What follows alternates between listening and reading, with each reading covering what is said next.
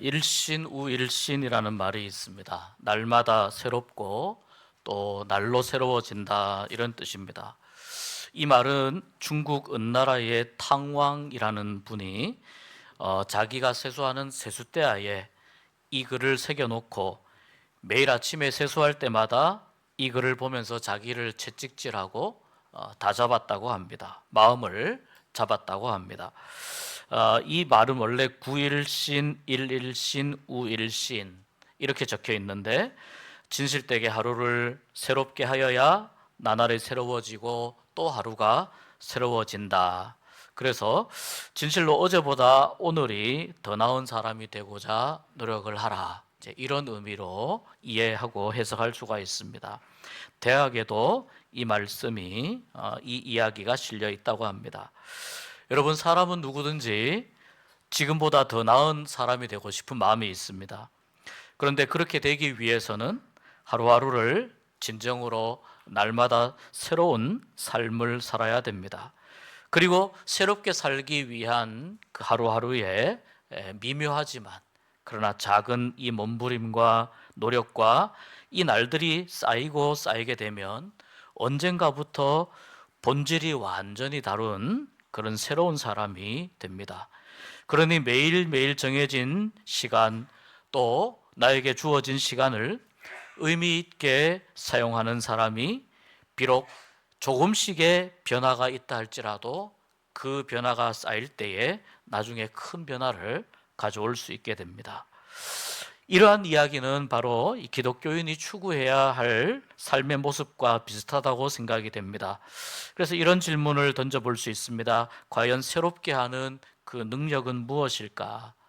내가 나를 새롭게 할 수 있는가? 신앙적인 차원에서 질문하는 겁니다. 또는 다른 능력이 나를 새롭게 하는가? 이런 질문을 던져볼 수가 있는데, 오늘 우리가 읽은 말씀 22절과 23절의 말씀에 보면 이렇게 기록이 되어 있습니다. 여호와의 인자와 긍휼이 무궁하심으로 우리가 진멸되지 아니함이니이다. 23절 우리 같이 한번 읽어볼까요? 이것들이 아침마다 새로우니 주의 성실하심이 크시도소이다. 아멘. 이 말씀 보면 하나님의 인자하심, 하나님의 긍휼하심이 무궁하다는 겁니다. 끝이 없다는 거죠. 그래서 하나님의 인자와 긍휼이 무궁하기 때문에 우리가 진멸되지 않는다, 소멸되지 않는다. 무엇 때문에요? 하나님의 인자와 긍휼이 무궁하시기 때문에.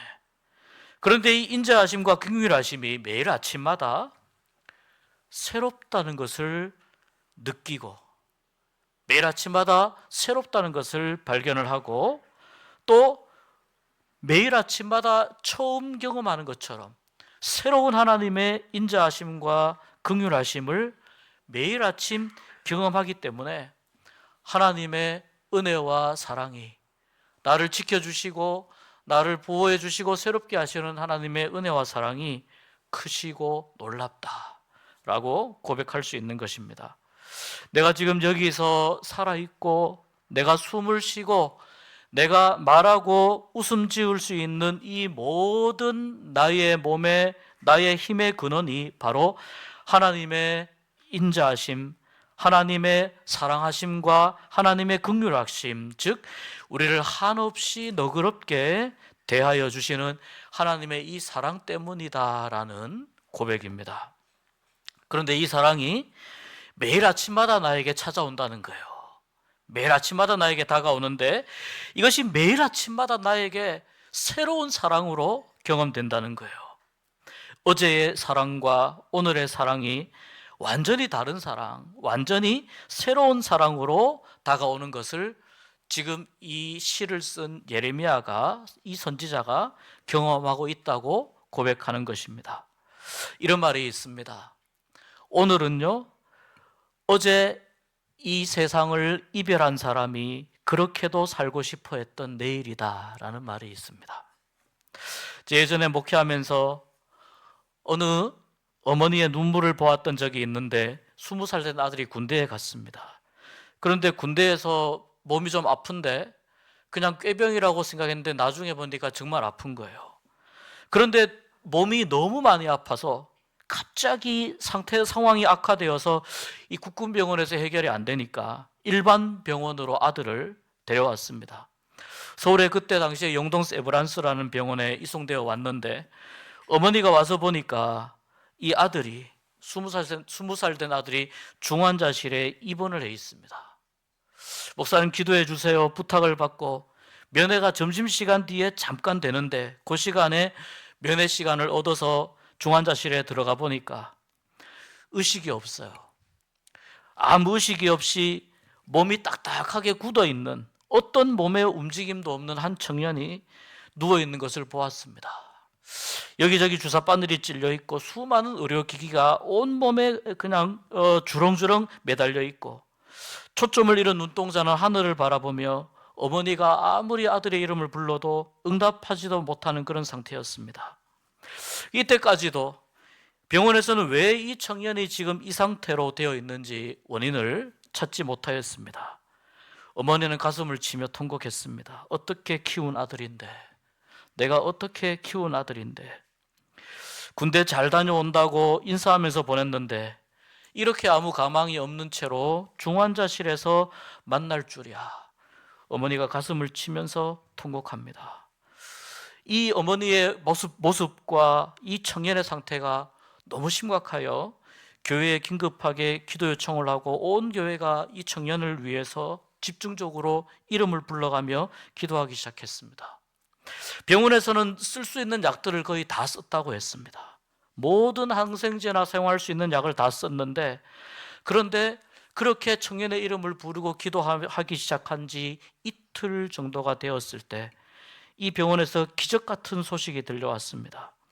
병원에서 마지막이라고 생각하며 처방했던 그 약에 이 환자가 반응을 하기 시작한 거예요. 정말 온 교인들이 이 청년의 회복을 위해서 기도했고 이 청년은 그 기도의 능력에 힘입어서 조금씩 의식을 회복하고 얼마 지나서 중환자실에서 일반 병실로 옮겨갑니다. 그리고 더 시간이 지나서 언제 아팠다는 듯이 건강하게 퇴원을 하고 병역 의무를 다 마치고 만기 전역하는 은혜를 얻게 되었습니다. 기도의 응답이었고 온 교우들이 하나님께 메어 달리고 하나님 앞에 간절히 부르짖었던 그 간구에 하나님이 응답하신 그 하나님의 은혜였음을 고백하는 하나의 사건으로 기억하고 있습니다.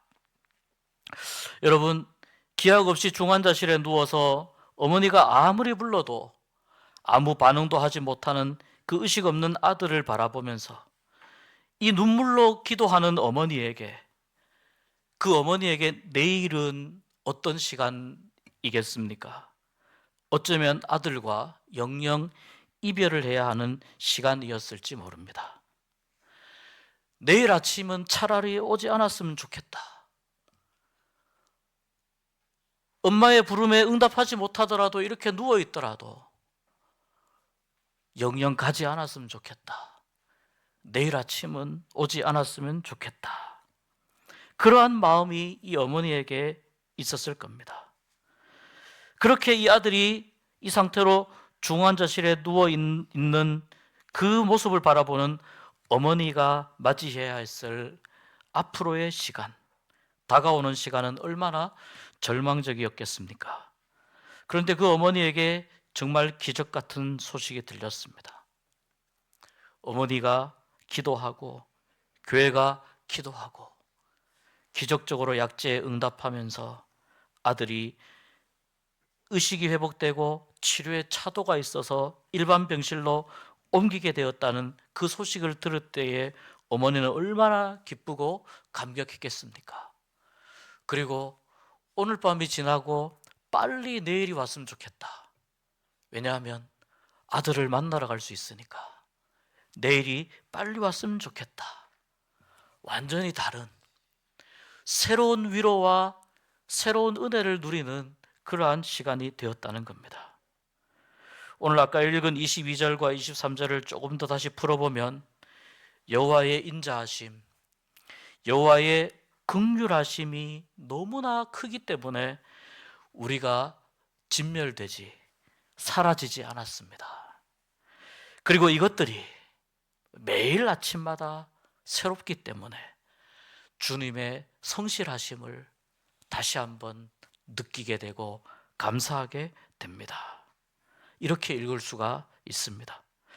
정말 이 말씀처럼 어제를 살았던 우리가 오늘 진멸되지 않았습니다. 오직 하나님의 은혜와 사랑과 우리를 한없이 너그럽고 따뜻하게 대하시는 하나님의 그 사랑 덕분인 줄 믿습니다. 매일매일 아침을 맞이하는 우리가 하나님의 이 새로운 은혜와 사랑을 얼마나 많이 경험할 수 있을까요? 정말 이러한 감격으로 고백할 수 있는 아침을 우리가 살아가는 동안 얼마나 많이 깨달으면서 맞이할 수 있겠습니까? 하는 생각을 해봅니다. 여러분, 오늘 이 말씀은 선지자인 예레미야가 부른 애가, 다시 말해서 슬픈 노래입니다. 예레미야는 왜 이 슬픈 노래를 부르게 되었을까요? 예레미야가 지금 이 슬픈 노래, 애가를 지어서 부르는 이 순간은 자기의 고국, 남왕국 유다가, 즉 남유다 왕국이 이 수도인 예루살렘이 지금 무너진 상황입니다. 그리고 이제 나라가 정말 망해가는 그 상황에서 처참한 나라의 모습을 보면서 이 노래를 불렀습니다. 그러니까 남유다 왕국이 마치 산소호흡기를 착용하고 의식이 없는 상태로 중환자실에 누워있는 그러한 환자와 마찬가지인 상황입니다. 바람 앞에 등불인 이 상황에서 훅 하고 불면은 꺼질 것 같은 그 나라의 생명이 사그라들고 있는 이 나라의 절박한 상황 속에서 또 가장 강력한 나라 바벨론의 그 군사력 앞에 힘없이 무너지는 예루살렘 성과 하나님의 성전을 바라보는 예레미야의 슬프고도 고통에 가득 찬 노래가 예레미야 애가입니다. 중환자실에 누워있는 아들을 바라보며 눈물로 병상을 지키는 어머니의 그 처절한 심정 이상이었을 겁니다. 이 예루살렘 성이 함락하고 나자 예레미야는 예레미야 애가를 이렇게 시작했습니다. 세번역 성경으로 제가 한번 읽어드리겠습니다. 아, 슬프다. 예전에는 사람들로 그렇게 붐비더니 이제는 이 도성이 어찌 이리 적막한가. 예전에는 문나라 가운데 으뜸이더니 이제는 과부의 신세가 되고, 예전에는 모든 나라 가운데 여왕이더니 이제는 종의 신세가 되었구나. 이 도성이 여인처럼 밤새도록 서러워 통곡하니 뺨에 눈물 마를 날이 없고, 예전에 이 여인을 사랑하던 남자 가운데 그를 위로하여 주는 남자 하나도 없으니 친구는 모두 그를 배반하여 원수가 되었구나. 이렇게 예루살렘 성을 바라보면서 예레미야가 이 노래를 시작합니다. 모든 것이 무너져 내리고 사랑했던 모든 것들이 다 사그라들고 흔적도 없이 사라지고 망하는 것 같은 그 상황 속에서 희망이라고는 눈꼽만치도 찾아볼 수 없는 예루살렘과 나의 사랑하는 조국 남유다를 바라보며 오히려 슬퍼할 수 있다는 것, 차라리 이렇게 슬픔을 표현할 수 있다는 것이 어쩌면 더 호사스러운 상황이 아닌가 생각이 됩니다. 그런데 여러분, 이 슬픔의 마지막에 예레미야는 홀로 피어나 마치 추운 겨울을 지나는 동안 푸른 잎을 떨구지 아니하는 인동초와 같은 희망의 싹을 하나님 안에서 발견하고는 안도의 한숨을 쉽니다. 그 희망의 싹은 바로 여호와의 인자하심과 긍휼하심이 무궁하다는 것입니다. 여호와의 사랑하심과 우리를 긍휼히 여기시는 하나님의 은혜가 무궁하다는 겁니다. 여러분, 예레미야는 20살의 약관의 나이에 하나님의 부름을 받았습니다. 아직 연약한 소년의 티를 벗기 전에 하나님의 부름을 받아서 사역을 하는 동안 얼마나 괴로웠던지 예레미야는 자기의 생일까지도 저주하는 그러한 괴로운 마음을 표현한 적도 있습니다. 왜 그러냐면 차마 예레미야가 입에 담기 어려운, 사람들이 듣기 어려운 예언을 해야 했기 때문입니다. 그렇게 40여 년의 시간이 흘러 어느새 백발이 되어 인생의 무상과 허무함을 경험하고 화려했던 나의 사랑하는 조국의 그 흥망성쇠를 지켜보면서 사람이 만드는 역사가 얼마나 자랑하지 못할 것이라는가 하는 것을 예레미야가 뼈저리게 느끼고 있습니다. 예레미야는 하나님의 말씀을 전했습니다. 그런데 유대인들은 너무나 듣기 힘든 말씀이었습니다. 곧 우리나라가 운명이 닿을 것입니다. 유대인들이 들을 수 없고 듣기도 싫어하던 그러한 이야기. 그러나 하나님은 예레미야에게 여기가 끝이 아닙니다. 그 다음이 있습니다. 새로운 시작을 기약하라고 하는 이 말씀을 주셨지만 많은 사람들에게 수많은 오해와 또 핍박을 받고 또 때로는 예레미야가 생명의 위협까지도 느껴가면서 하나님의 말씀을 전했지만 예레미야 자신도 이 거대한 역사의 수레바퀴 뒤에서 그 역사의 수레바퀴를 돌리고 계시는 이 하나님의 손길이 어느 방향을 가리키고 있는지 도저히 가늠할 수 없는 그 암울한 심경을 토해내던 중에 마치 인동초와 같이 추운 겨울을 견디고 피어나는 한 줄기 희망을 하나님의 인자하심과 하나님의 긍휼하심이 무궁한 데서 발견했다는 겁니다. 하나님이 원하시는 것은 무엇일까요? 광야의 그 척박한 환경보다 더 처참한 나라가 망해가는 상황 속에서 그럼에도 불구하고 우리에게 유일한 희망은 여호와 하나님 한 분뿐입니다. 여호와 하나님 때문에 우리가 살아갑니다. 여호와 하나님의 은혜 때문에 우리가 날마다 새로운 아침을 맞이합니다. 라고 하는 것을 그의 백성들이 느끼고 철저하게 고백하는 것, 그래서 하나님을 인정하는 것, 상황이 어떠하다 하더라도 하나님이 역사의 주인이시고 이 나라의 주인이시다, 이것을 인정하는 것을 하나님이 원하신 것입니다. 그리고 여러분, 그 고백의 시작이 예루살렘이 무너진 그 상황을 바라보는 예레미야라고 하는 한 선지자의 입에서 흘러나오고 있습니다. 날마다 주님의 사랑과 주님의 긍휼을 경험하면서 맞이하는 그 아침의 은혜와 감격의 새로움, 그 은혜와 사랑이 무궁하시기 때문에 내가 아침에 소멸되지 않고 내가 아침에 흔적도 없이 사라지지 않고 다시 살게 되었습니다 라고 고백하는 이 고백은 그래서 오늘날 우리의 고백이 되고 우리 교회의 고백이 되어야 될 줄 믿습니다. 여러분, 우리는 종교개혁을 잘 알고 있습니다. 보통 1917년 마틴 루터에 의해서 시작되었다, 이렇게 많이 알고 있는데 그 즈음에 유럽 전 지역으로 확산되었던 이 종교개혁도요, 매일매일 사랑과 은혜를 주시어 다시 살게 하시는, 복음 안에서, 말씀 안에서, 믿음 안에서 다시 회복되게 하시고 아침마다 새롭게 주시는 하나님의 은혜를 우리 교회가 회복하자는 운동이었습니다. 그래서 많은 교회들이 깨어났습니다. 마틴 루터의 그 호소에 많은 교회들이 다시 성경으로 돌아가고 말씀으로 돌아가고 은혜로 돌아가고 하나님 중심의 신앙으로 돌아가고 하나님의 은혜와 긍휼을 구하는 교회로 회복되기 위해서 이 로마 가톨릭의 잘못된 가르침으로부터 벗어나 교회를 향한 하나님의 뜻을 묻고 하나님의 뜻을 찾기 시작했습니다. 그런데 이렇게 하나님 앞에서 새로워지기 위해서 몸부림치던 교회가 마틴 루터가 죽은 지 100년쯤 지난 후에 17세기쯤에 이 독일 교회가 어떤 모습이 되었을까요? 이 루터로부터 시작된 그 개혁의 주제에 관심이 가졌지만, 그런데 루터가 사망한 지 100년이 지난 이 독일 교회가 생명력을 다시 잃어가고 있었습니다.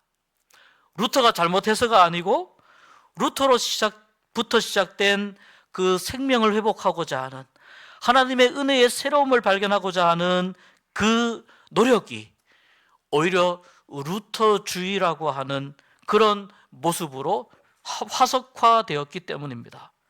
이런 거예요. 성경으로 돌아가자. 루터가 이렇게 외쳤는데 이것을 충분히 이해하지 못한 후대의 이 교회가 성경으로 돌아가지 않고 성경보다 루터를 더 중요하게 생각하는 거예요. 어떻게 되겠습니까? 성경을 바라보자라고 했던 그 루터의 주장을 오히려 희석화시키고 오히려 루터의 가르침을 잃어버리게 되는 거예요. 교회는 날마다 새로워지고, 그래서 개혁이라는 말을 씁니다. 교회는 날마다 하나님 앞에서 새로워져야 된다고 하는 이 정신을 잃어버리고, 날마다 새롭게 하시고 소멸되지 않게 성실히 지켜주시는 하나님의 은혜를 점점 잃어버린 교회가 되었다는 겁니다. 영적인 추운 겨울을 맞이했던 겁니다. 그래서 다시 영적으로 깨어나야 한다는 그런 몸부림이 필요했고, 이 추운 겨울을 이겨낼 하나님의 사랑과 긍휼하심의 무궁무진한 은혜가 필요했습니다. 그래서요, 이때쯤에 독일에서 또 하나의 개혁과 같은 움직임이 일어납니다. 그것을 보통 경건주의라고 이야기합니다. 우리가 다시 말씀으로 돌아가자, 우리가 다시 복음으로 돌아가자, 우리가 다시 믿음으로 돌아가자, 우리가 다시 신앙으로 돌아가자, 하나님의 은혜로 돌아가자. 아니, 우리가 예전에 이 바벨론에서 빠져나온 것을 그렇게 자랑했는데 어느 순간 우리가 우리 스스로 이루어낸 것에 너무 만족하면서 어느 순간 우리가 또 다른 바벨탑을 쌓은 것이 아니냐. 그렇다면 우리가 예전에 교회를 새롭게 하자고 몸부림쳤던 그 노력이 무슨 의미가 있고 어떻게 우리가 그 노력을 자랑할 수 있다는 것인가. 그래서 매일매일 새롭게 하시는 하나님의 은혜 아니면 우리는 올바른 믿음과 올바른 복음으로 살아갈 수 없다라고 하는 것을 다시 한번 발견했던 것이 독일의 경건주의라고 하는 것입니다. 여러분, 우리가 하나님께 받은 은혜는 어떤 은혜입니까? 우리가 어떤 값을 치르지 않고 받았기 때문에 거저 주신 것이라고 말을 합니다. 그런데 우리가 물건을 사러 갈 때 혹시 덤으로 한 개 더 주고 또는 거저 주는 물건은 값이 싼 물건이잖아요. 그래서 우리가 어떻게 생각하느냐 하면 거저 받았기 때문에 하나님이 주신 은혜를 너무 쉽게 생각하는 경향이 있다는 거예요. 하나님이 이 은혜를 주시기 위해서 어떤 값을 치르셨습니까? 예수님의 생명, 예수님의 피와 살을 주시는, 처절하게 배반당하고 미움당하고 능욕당하시면서 모든 사람들의 죄를 구원하시기 위해 십자가의 길로 걸어가신 예수님의 그 목숨값을 치렀기 때문에, 생명을 주셨기 때문에 우리가 이 구원의 은혜를 거저 받은 건데, 우리가 가끔 그렇게 생각할 수 있습니다. 거저 받았기 때문에 너무 값싸게 생각한다는 거예요. 주님의 은혜는 여러분, 값싼 은혜가 아니라 값을 매길 수 없는 은혜인 줄 믿습니다. 그렇기 때문에 하나님께서는 우리에게 그냥 주시는 거예요. 우리가 아무리 노력을 해도 우리의 노력으로 살 수 없는 것이기 때문에 은혜 안에 머물라고 하나님이 이 구원의 주 은혜를 값으로 헤아릴 수 없기 때문에 그냥 주시는 것입니다. 그러니 얼마나 하나님의 은혜가 크고 놀라운지 우리가 다시 한번 생각해 보아야 되는 것입니다. 그래서 이 은혜를 우리가 분명히 깨달을 때 우리의 마음속에 우리로 하여금 매일 아침에 주시는 새로운 하나님의 긍휼을 맞이할 수 있는 줄 믿습니다. 또한 혹독한 추위를 견뎌내게 하며 신앙과 믿음의 본질이 새로워지는 삶으로 나가도록 인도해 주실 줄로 믿습니다. 우리가 오늘 읽은 예레미야 예가의 말씀은 하나님이 주신 값으로 매길 수 없는 은혜, 그래서 무궁무진한 은혜입니다. 계산할 수 없는 은혜로서 매일 아침마다 우리를 새롭게 하시고 우리에게 부어주시는 하나님의 사랑과 하나님의 긍휼을 담아서 나라가 망하고 예루살렘 성이 무너진 그 절박한 상황 속에서 예레미야는 하나님으로부터 내려온 소망 하나 붙잡고 이렇게 노래하고 있는 것입니다. 여러분, 매일 아침마다 새롭게 하시는 하나님, 나는 그런 하나님을 만나고 있는가 물어보시기 바랍니다. 내가 가진 신앙은 매일마다 새롭게 되는 신앙인가? 나는 매일 아침 눈 뜨면서 하나님의 무궁무진하신 은혜와 긍휼에 감사하면서 매일 아침 기대하고 눈을 뜨며 하루를 시작하는가? 새롭게 되는 신앙은 바로 하나님 앞에서 새로운 피조물이 되는 것입니다. 하나님께로 돌아가는 것입니다.